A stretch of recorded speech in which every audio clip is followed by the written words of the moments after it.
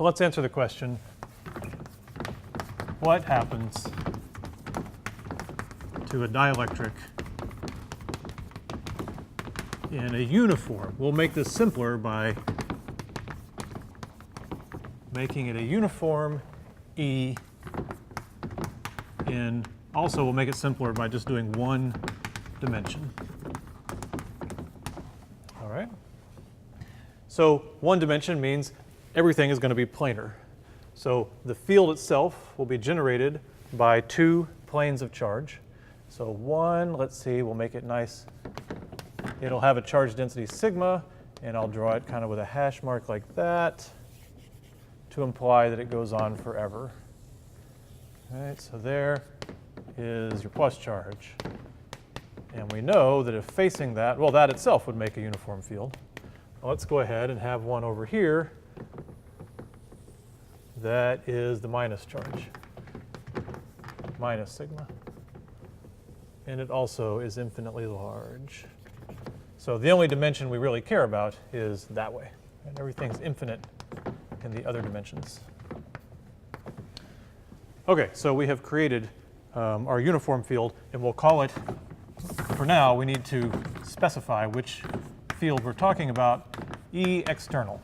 Every book uses its own little symbols or subscripts for everything. I'm going to call this the external field, the one created before we put anything in here, is just sigma over epsilon naught. I'll go ahead and put an I hat. It's going to be that way from the positive to the negative direction. So this is the field before this dielectric.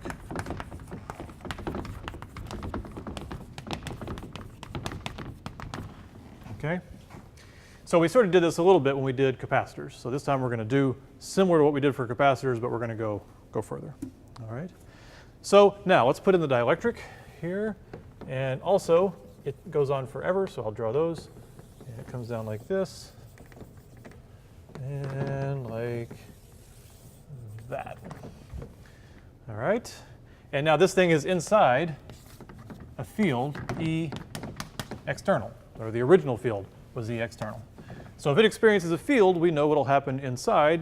We probably talked about this in our capacitor lecture, is the little molecules and atoms that make it up become a little bit warped. All right, so the electrons get kind of pushed, whoops, to the left, or they get pulled to the left, to the nucleus, the positive nucleus goes a little bit to the right, and you generate little dipole moments, P, inside each molecule. And there's a lot of molecules and atoms in there, so a lot of dipole moments. So the dielectric atoms or molecules, however you want to think about it, whatever it's made of, become polarized. All right, that's okay. And it creates a new field. So it creates an electric polarization field.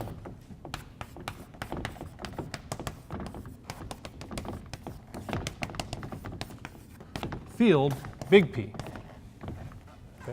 So each little atom or molecule gets a little p. All these little p's add up, and you call it big P, where big P is the dipole moment per unit volume.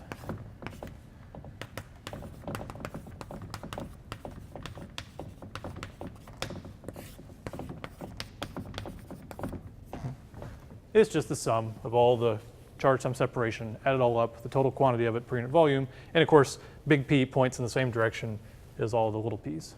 Okay.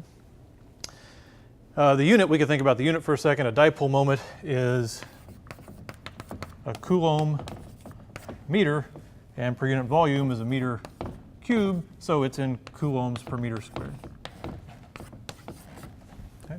So we're creating a polarization field throughout the material. So in this case, it's uniform and always pointing to the right because the dipole density is going to be uniform. There's nothing to cause it to change in different positions as we go. So we just have a uniform P in this case.